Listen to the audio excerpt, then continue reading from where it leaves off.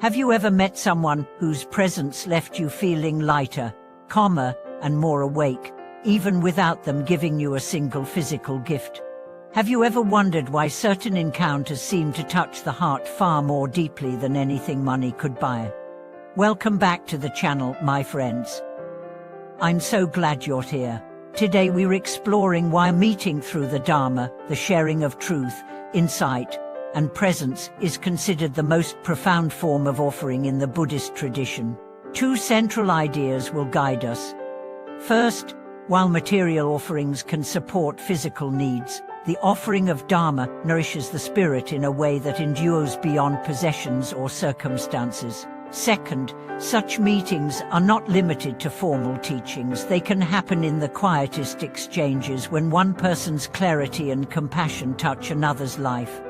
In the traditional Buddhist view, offerings are acts of giving meant to honor and support the triple gem, the Buddha, the Dharma, and the Sangha.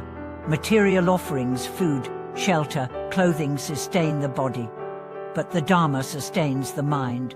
When you offer food, you ease hunger for a few hours. When you offer truth, you plant a seed that can end suffering at its root. Think of the moment when the Buddha met the 5 asceticas after his enlightenment.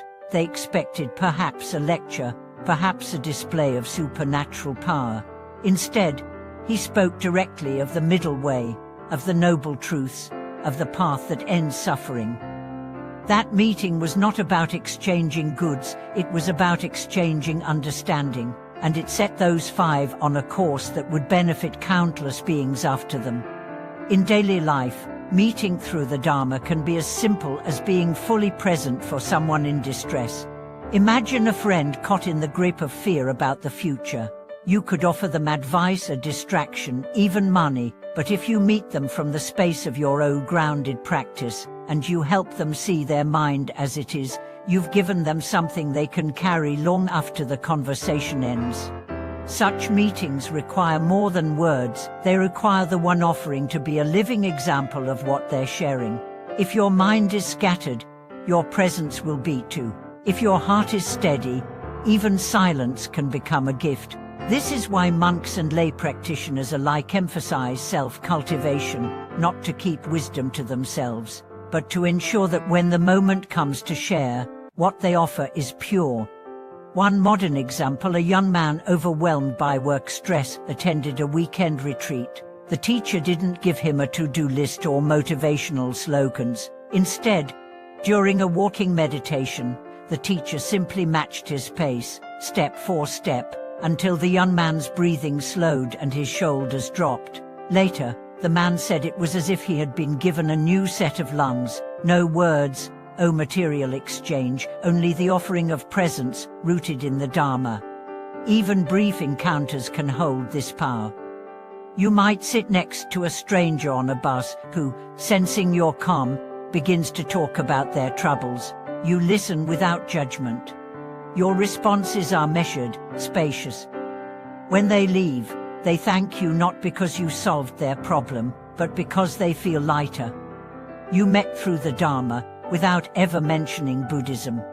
Why is this considered the deepest offering? Because it addresses the cause, not just the symptom.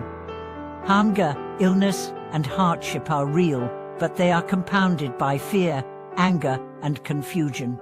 When you meet someone through the Dharma, you touch the mind that creates these experiences. You help them see that they are not entirely at the mercy of circumstances. This kind of meeting can change the trajectory of a life. Of course, material offerings and Dharma offerings are not in competition, they complement each other. A bowl of rice given with compassion nourishes twice, once in the body, once in the heart.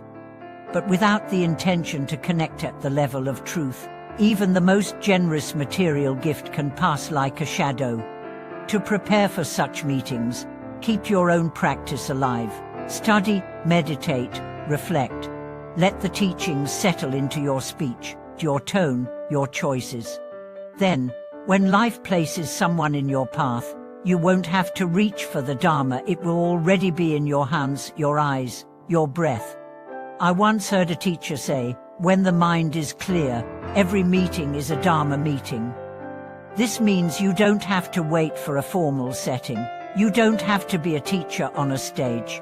You just have to be willing to meet people from your own grounded clarity. The rest happens naturally. So as we close, remember, meeting through the Dharma is not about preaching or converting, it's about showing up fully awake. Whether you're sharing a meal, walking together, or simply exchanging a glance in passing, if your presence carries the imprint of the teachings, you are offering something beyond measure. And that offering, unlike a flower or a kine, never fades. I'd love to hear your stories. Have you ever had a meeting that felt like it reached deeper than the surface of words? Have you been on the giving or receiving side of such an exchange? Share it in the comments. It may inspire someone else to recognize the opportunities already present in their life. If this resonated with you, please subscribe to the channel, hit the like button, and share it with someone who might appreciate the reminder that the most profound gifts often cost nothing. Thank you for watching this video.